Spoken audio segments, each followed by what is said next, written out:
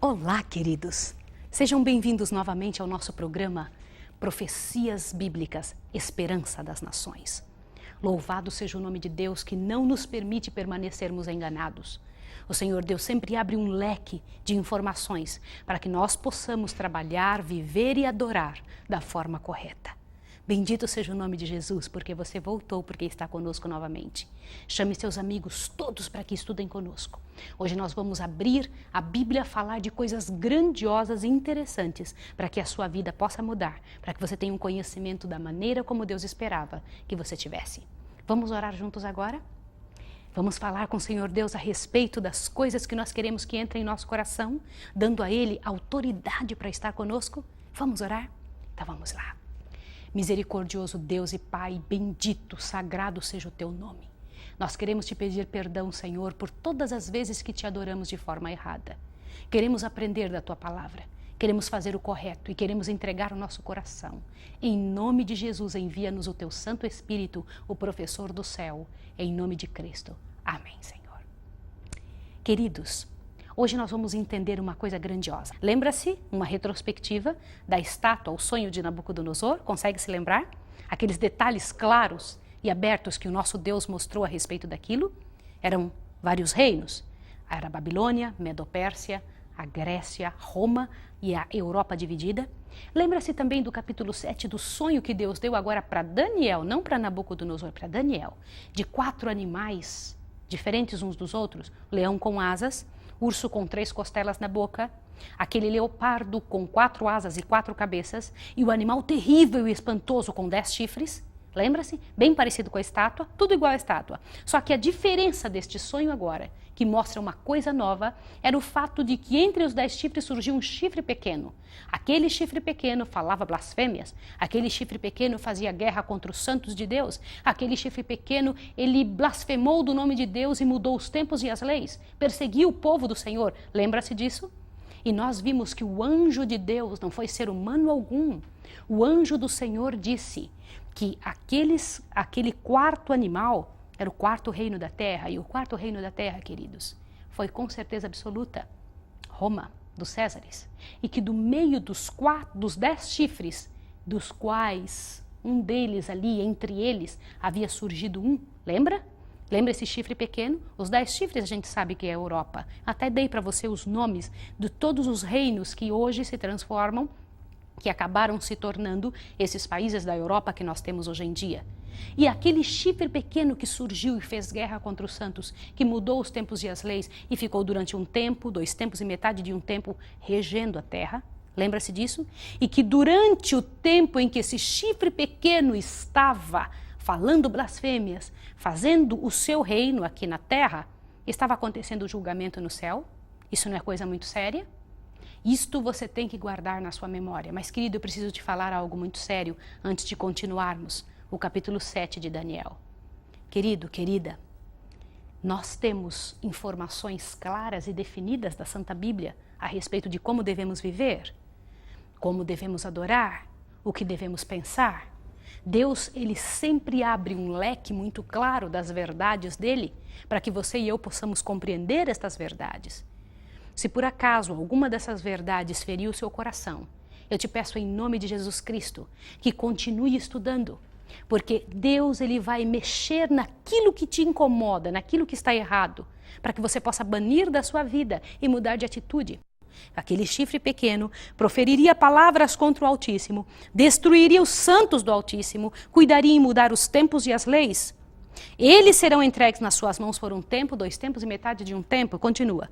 Mas o tribunal se assentará em juízo e lhe tirará o seu domínio, para o destruir e desfazer até o fim. Que tribunal? O tribunal celestial tiraria o domínio daquele chifre pequeno. Veja o verso 27.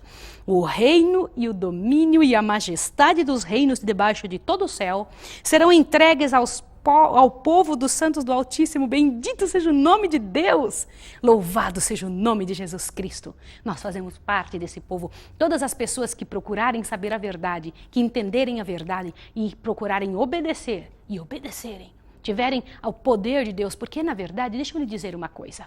O Senhor Jesus não é somente salvação, ele também é o poder de Deus. Isso é bíblico. Se o Senhor Deus nos salva, Ele nos dá poder para viver de acordo com as normas que Ele estabeleceu para que vivêssemos. E devemos andar como Ele andou. Jesus é o nosso exemplo de conduta, de testemunho de vida. Você tem que pensar nisso, queridos. Tem que haver mudança na nossa maneira de ser. Continua. O seu reino será um reino eterno. Lembra da pedra? Lembra da pedra que bateu no pé da estátua? O seu reino será um reino eterno e todos os domínios lhe servirão e lhe obedecerão. Aqui findou o assunto, verso 28 que eu estou lendo do capítulo 7. Quanto a mim, Daniel, os meus pensamentos muito me espantaram e mudou-se em mim o meu semblante, mas guardei estas coisas em meu coração. Nós já vimos claramente quais são os reinos. Babilônia, Medo-Pérsia. Babilônia, o leão com asas. Medo-Pérsia, o urso com 3 costelas na boca. O leopardo, aquele com 4 asas e 4 cabeças, o Império Grego, ali Alexandre o Grande. Nós já vimos também que aquele animal terrível e espantoso é o 4º reino na terra, dito pela boca do anjo. O 4º reino é Roma, Roma pagã. E depois nós vimos o chifre pequeno surgindo entre os 10 países que surgiram de Roma. Ela foi desmembrada exatamente como o anjo explicou. Aquele chifre pequeno é a Roma papal, o único poder que perseguiu os santos e que mudou os tempos e as leis e continuou vivendo por um tempo, 2 tempos e metade de um tempo. Mas antes de estudarmos o que é um tempo, 2 tempos e metade de um tempo, é preciso que você compreenda uma verdade muito clara com relação ao santuário de Deus. Eu preciso que você tome muita atenção nesse momento. Você sabia, eu venho falando desde o início que Deus morou entre os homens. Sabia que Deus teve uma casa aqui? Se você fosse buscar uma casa para você morar, como seria esta casa? Quantos quartos você imagina que precisaria para a quantidade de filhos que você possui, para a quantidade de pessoas que você quer receber na sua casa? Deus, quando veio morar entre nós, a casa dele tinha somente 2 cômodos. Só 2? Só 2 cômodos. Você fala, não, mas ele vivia sozinho, íamos milhares de anjos. E o poder que Deus tem, e a capacidade, e ele é dono de tudo, não é? Ele é tão rico, poderia ter feito uma casa imensa. Eu me lembro uma vez, quando eu morava num outro país, que eu fui levada numa casa que morava só um casal de velhinhos. E a casa deles tinha 42 quartos. Você já pensou algo assim? Era uma grande mansão. Mas, queridos, Deus, o Deus eterno, tinha uma casa com 2 cômodos somente e um quintal. Gravou isso? Eu quero que você grave esse detalhe. Agora, se a casa de Deus tinha só 2 cômodos, os nossos aqui chamam sala de estar, sala de jantar, quarto, cozinha, como eram chamados os cômodos da casa de Deus? Lugar santo, lugar santíssimo. Simples assim. Fácil de você gravar, não é? Existia o lugar santo e lugar santíssimo. E o quintal Deus chamava de pátio. Tá bom? A parte de fora. Tá claro? Fácil, não é? Onde eu encontro essas informações? Estão lá no Velho Testamento em Levítico, porque Deus deu claramente esta ordem para Moisés. Agora, eu quero que você comece em Êxodo, porque Deus fala disso com detalhes muito claros, cada um deles de como ele queria que fosse feita a casa dele.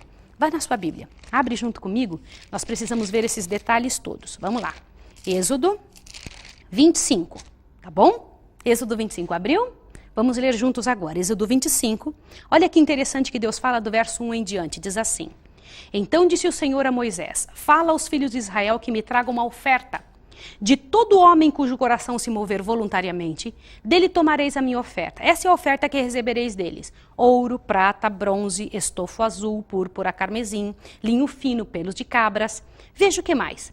Peles de carneiros, tinta de vermelho, peles de animais marinhos, madeira de acácia, azeite para luz, especiaria para o óleo da unção e para incenso aromático, pedra de ônix, pedra de engaste para estola sacerdotal para peitoral. Para que Deus queria tudo isso? Dê uma olhada no versinho 8 do capítulo 25 de Êxodo. E me farão um santuário para quê? Para que eu habite no meio deles, conforme tudo que eu mostrar para modelo do tabernáculo e para modelo de todos os seus móveis, assim os fareis. Olha que interessante. Deus havia dado modelo para Moisés de como deveria ser construído. E ele ainda disse móveis. Que móveis deveria ter dentro da casa? Eu vou explicar para você de forma bem fácil, nunca mais você vai esquecer. Lembra, a casa de Deus tinha só 2 cômodos e um pátio, um quintal fora, tá bem? Como é que funcionava isso? Grava na sua mente agora. No pátio tinha só 2 móveis. Nos pátios da nossa casa, nos nossos quintais, a gente coloca cadeiras, coloca ali plantas e uma série de coisas. Na casa de Deus ele pediu só 2 móveis. Quais eram os 2? O altar de sacrifícios, tá bem? Gravou? E uma pia com água. Só isso. Isso ficava na parte da frente. Assim que se olhava para o santuário, se via, a primeira coisa que se via no pátio era o altar de sacrifícios. Depois se via a pia com água. Para que servia? Logo, logo eu vou te explicar. E dentro da casa de Deus, a casa propriamente dita, lembram, eram 2 compartimentos, lugar santo e lugar santíssimo. No lugar santo, que móveis é que era para existir? Deus que deu as instruções. Eram só 3 móveis. Na parte de fora, 2. Na primeira parte de dentro, 3. Olha que interessante. Presta atenção. A parte de dentro tinha só uma mesa. Toda casa precisa de uma mesa. Em cima dessa mesa tinha que ter 12 pães sem fermento. Pães asmos, 12. Por que 12? Já já você vai entender. E haviam também ali alguns instrumentos dos quais eram precisos usar como garfos. Haviam ali alguns instrumentos para trabalhar e mover-se dentro da casa de Deus.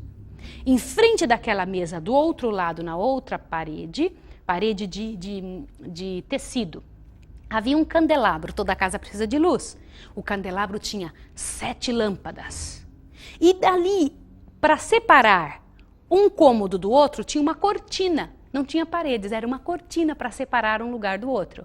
E em frente à cortina, veja que de um lado tinha mesa, do outro lado tinha o candelabro com 7 lâmpadas. E na frente, antes de chegar no próximo compartimento, que era o lugar santíssimo, tinha uma outra arca. A arca ali era um altarzinho, um altar de incenso. Tá bem? Então eram só 3 móveis. A mesa, aqui desse lado, tinha o candelabro e em frente, vai se conta que eu estou entrando dentro da casa de Deus. Antes do próximo cômodo, em frente à cortina, tinha um altar de incenso. Já já você vai entender para que servia. Agora, quando você passa para o outro compartimento, o que existia lá? Lembre-se que no compartimento de fora tinha 2 móveis, o altar de holocaustos e a pia. Dentro do primeiro compartimento, que era aquele casa de Deus propriamente dito, lugar santo, tinha só a mesa, onde tinha aqueles pães, tinha o candelabro com 7 lâmpadas e na frente da cortina que separava um cômodo do outro, tinha o altar de incenso. E dentro do lugar santíssimo, o que tinha ali? Agora eu quero que você caminhe comigo lá para o lugar santíssimo, tá bem? Dentro do lugar santíssimo, quando você chegava lá dentro, tinha só um móvel. Aquele era o lugar principal. Por que santíssimo? Lá dentro daquele local estava a Arca do Concerto. Sabe aquilo que aparece nos filmes, que parece que Indiana Jones estava procurando a arca perdida?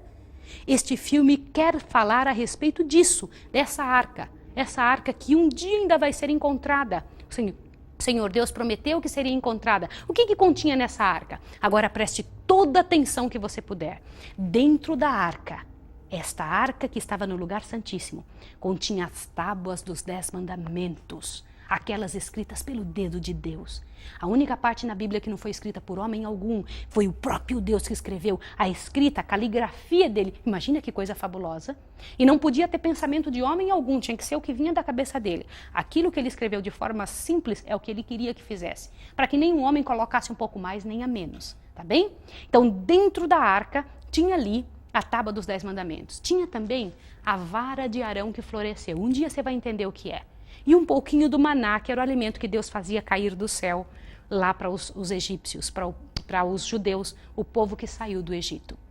E em cima daquela arca, coberta por uma tampa chamada propiciatório, ali em cima daquela arca toda de ouro, tinha 2 querubins. 2 querubins. No meio dos querubins ficava o Shekinah divino, a glória de Deus. Interessante, não é? Pois esta era a parte onde Deus morava pessoalmente. Este Senhor Deus que morava ali nesse local, o próprio Deus eterno, que ali ele ficava, imagine que coisa impressionante. Ele permanecia ali e o povo de Deus via que quando um cordeiro era apresentado lá fora, e eu quero que você preste bastante atenção, o Deus do céu aceitava e o povo via a presença do Deus eterno. Queridos, essa é uma das coisas mais sérias que alguém pode entender. O que acontecia ali naquele tabernáculo? Qual era a intenção de Deus em vir morar com os filhos? Era mostrar para os seres humanos dessa terra o que acontece no céu por nós. Naquele santuário da terra é demonstrado o que acontece no céu, no santuário celestial. Você sabia que existia um santuário celestial? Porque o que Deus mostrou para Moisés para construir era uma réplica, era um exemplo de como existe no céu. E como eu sei que existe um santuário no céu? Você sabia que na sua Bíblia, em Hebreus, fala abertamente do santuário celestial? Aonde Jesus entrou, um santuário feito por Deus e não por homens? Você quer ler isso na sua Bíblia? Abra a sua Bíblia, vamos lá, juntos, no Novo Testamento. Você fala, ai Maísa, não quero ver só Velho Testamento. Vamos ver estas coisas no Novo Testamento, queridos. A Bíblia nunca se confunde. Tudo que existe no Velho Testamento tem que existir no Novo. Por quê? Porque é o mesmo Deus, é o mesmo autor. Vai lá para a sua Bíblia em Hebreus 8 e 9, mas vamos começar com Hebreus 8. Abriu sua Bíblia? Vamos ler juntos, olha. O ponto principal do que estamos dizendo é que temos um sumo sacerdote tal, que se assentou à destra da majestade nos céus, fazendo o quê? Veja o verso 2. Como ministro do santuário e do verdadeiro tabernáculo que o Senhor fundou e não o homem. O que isso quer dizer? Por que aqui na Bíblia diz do ministro do santuário e do verdadeiro tabernáculo que o Senhor fundou e não um homem? E se você continuar lendo bem claramente todo o capítulo 8 e o capítulo 9, você vai ver que Deus explica através da boca de Paulo bem claramente o santuário antigo e o santuário celestial, onde Jesus está agora na presença do Pai. Jesus está agora no lugar santíssimo do santuário celestial. Mas o que acontecia ali? Agora eu quero toda a sua atenção. Não deixa nada te atrapalhar. Por que Deus trouxe uma réplica de onde ele morava para aqui para a terra? Presta atenção. Lembra-se que para Adão, quando Adão pecou, o Senhor Deus mostrou para ele, para Adão, como resolver o problema do pecado? Queridos, não existe como resolver o problema do pecado sem sangue, sem derramamento de sangue. Lembra do cordeirinho que Adão teve que matar por causa de seu próprio pecado? Aquele cordeiro, ele era uma representação do Cordeiro de Deus que tira o pecado do mundo, que é o Senhor Jesus Cristo. Por isso que a Bíblia fala que desde o início Jesus estava morto. Lembra disso? Lembra disso, que Jesus já se considerava morto? Por quê? Porque morreu um cordeiro no lugar dele. Queridos, a matança de cordeiros era para lembrar o povo que o Cordeiro de Deus um dia viria. Aquilo era como se fosse um tipo de Jesus Cristo que um dia viria, tá bem? Pense nisso. O povo de Israel foi instruído a pegar um cordeirinho e levar todas as vezes que pecava. A coisa funcionava assim. Eu sou a esposa do Leandro, e todas as vezes que eu pecava, eu deveria chegar para o meu esposo e falar para ele, nós pecamos, fizemos tal coisa. E meu esposo, então, pegava um cordeirinho de 1 ano, sem defeito, não podia ter defeito algum, não podia ter mancha, e levava naquela primeira parte do santuário, no pátio, ali no altar de sacrifícios. E ao chegar ali, ele pegava o cordeiro, colocava em sua frente, na frente do sacerdote. Presta bem atenção nisso. E com as mãos em cima do cordeiro, ele confessava o pecado, simbolizando que o pecado que nós havíamos cometido estava passando para o cordeiro. E então o cordeiro era morto ali, no lugar de quem deveria morrer, que era quem pecou. Preste atenção, que coisa séria. Quem tinha pecado? A pessoa que estava levando o cordeiro, era eu que tinha pecado. No entanto, quem morria era o cordeiro no meu lugar, representando o Senhor Jesus Cristo, que morreu no lugar do homem. Ali o cordeiro, a carne do cordeiro era colocado em cima do altar de sacrifícios e o Senhor Deus aceitava, fogo vinha do céu e consumia aquele cordeiro. E o que era feito com o sangue? Agora preste atenção. O sacerdote pegava o sangue daquele animal e levava o sangue daquele animal para dentro do santuário. E por que levava para dentro do santuário, queridos? Isso é muito sério. Para quê? Qual era a intenção em fazer isso? Com o sangue na mão, o sacerdote passava pela pia, lavava, ele levava numa vasilhinha, não era nas mãos dele, era dentro de uma vasilhinha, o sangue era ali. Só que antes de entrar na casa de Deus, ele lavava as mãos, os pés, ele se lavava. Representando o batismo. Ninguém pode chegar na presença de Deus sem o batismo, tá bem? Ao entrar dentro do santuário, no primeiro compartimento, lugar santo, ele passava pela mesa, passava pelo candelabro e ia lá na frente, ali onde estava aquele altar de incenso. Além de oferecer incenso, que segundo a Bíblia em Apocalipse diz que o incenso são as orações dos santos, oração das pessoas. Presta atenção. Ele pegava aquele sangue do cordeiro que tinha sido morto lá fora e pegava e aspergia nas 4 pontas do altar. Ficava ali marcado que aquela pessoa lá fora tinha pedido perdão. E pegava um pouco do sangue, agora presta atenção nisso, e aspergia na cortina. Aquela cortina que separava um lugar do outro. Por que aspergia na cortina? Preste atenção nisso.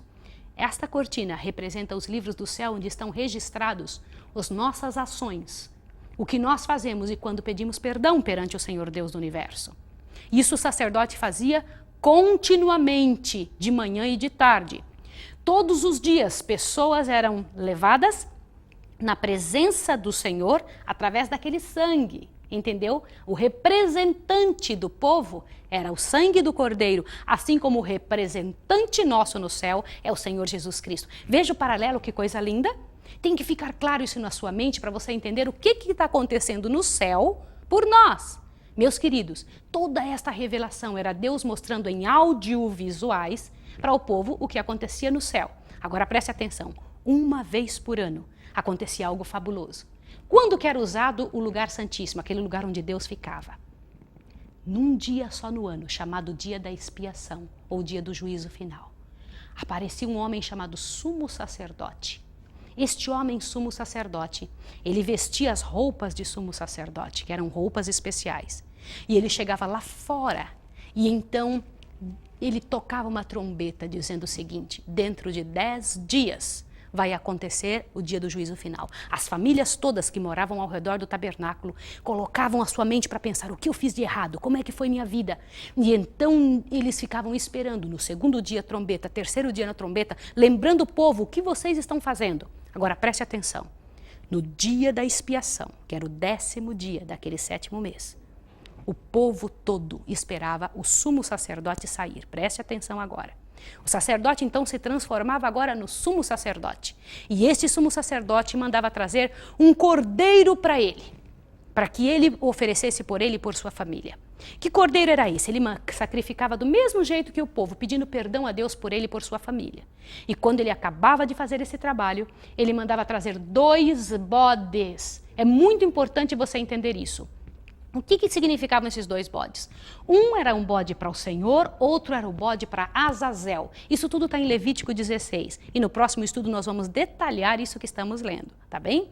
Este bode Azazel era aquele que representava Satanás. O bode para o Senhor representava Jesus. O que ele fazia então? Ele avisava o povo que nesse dia ia fazer a purificação do santuário e o povo todo. Por que o santuário precisava de purificação? Lembra daquele sangue que ficava na cortina? Lembra disso? Ficava ali marcado o pecado da pessoa. Lembra que o pecado da pessoa passava para o sangue do cordeiro? Tá lembrado disso? Isso é sério. Neste dia especial chamado dia da expiação, o bode que era para o Senhor, eu quero que você grave bem isso, ele era morto pelos pecados do povo todo e pelo santuário. Era queimado ali o corpo lá no pátio, no altar de sacrifícios, e o sangue então, agora eu quero que você preste bastante atenção, daquele bode, o sumo sacerdote, depois de lavar as mãos, passava para dentro do lugar santo. Agora acompanhe-me nessa trajetória. Passava para dentro do lugar santo e não apresentava este sangue antes da cortina. Ele passava após a cortina e entrava no lugar santíssimo. E lá no lugar santíssimo, ele tirava então na presença de Deus, com o sangue daquele bode, e aspergia, tirava aquela tampa de cima daquela arca da aliança e aspergia em cima da tábua dos 10 mandamentos, significando: Senhor, nós cometemos um pecado contra e quebramos as tuas leis, e estamos trazendo sacrifício pelo nosso pecado. E então ele limpava todo aquele lugar que estava cheio de incenso que ele colocava ali. Era algo muito solene. E então o que ele fazia? Me acompanhem mais esse detalhe.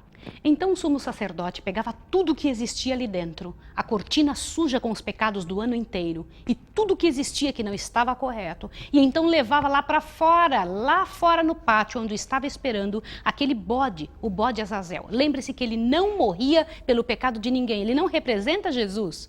Jesus era o outro bode que morreu. Ele recebia os pecados porque ele era o autor dos pecados. Jesus só resolve os problemas e os pecados de quem o aceita como Salvador. E de quem não aceita? Recai sobre eles mesmos e sobre o inimigo. Olha que coisa séria.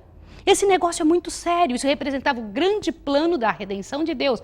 Todas as coisas que aconteciam e que vão acontecer, pela graça de Deus, até o final dos tempos. E então o que acontecia? Se alguém não tivesse pedido perdão naquele dia, morria lá fora, representando o dia do juízo final, que o nosso sumo sacerdote, que é Jesus Cristo, nosso advogado, está perante o Pai resolvendo os nossos problemas. Mas no dia que ele disser está feito, quem não resolveu sua vida vai estar entre aqueles que vão morrer, como Satanás e seus anjos. Isso não é uma coisa muito séria? Preste atenção nisso, meu querido, minha querida. É preciso você compreender essas verdades com amplitude. Daqui para frente, nos nossos próximos estudos, nós vamos todo momento falar sobre o santuário celestial, porque a partir de Daniel 8, todo o tempo a Bíblia fala sobre o santuário celestial e o santuário da terra. Deus tenha misericórdia de nós e nos ajude e nos conceda aquilo para o qual nascemos. Eu quero orar com você agora. Quero pedir a Deus que te enche o coração e te fortaleça na graça e no poder do Senhor Jesus Cristo, que te conceda aquilo para o qual você nasceu, para glorificar o nome de Deus e ser vitorioso. Você nasceu para vitória. Vamos orar juntos agora? Misericordioso Deus e Pai que estás nos céus, bendito seja o teu nome por se interessar pela humanidade, Senhor, por ter vindo morar entre nós, por nos revelar o que acontece no céu. Glorioso seja o teu nome também pela oportunidade que nos dás de termos o Senhor Jesus Cristo, teu Filho, aquele que se entregou por nós, aquele que está aí à tua direita, Senhor, intercedendo por nossa vida. Queremos te pedir que abençoe a pessoa que está em casa. Louvado e bendito seja o teu nome por ela estar estudando conosco e amplia os nossos horizontes para entendermos a tua vontade.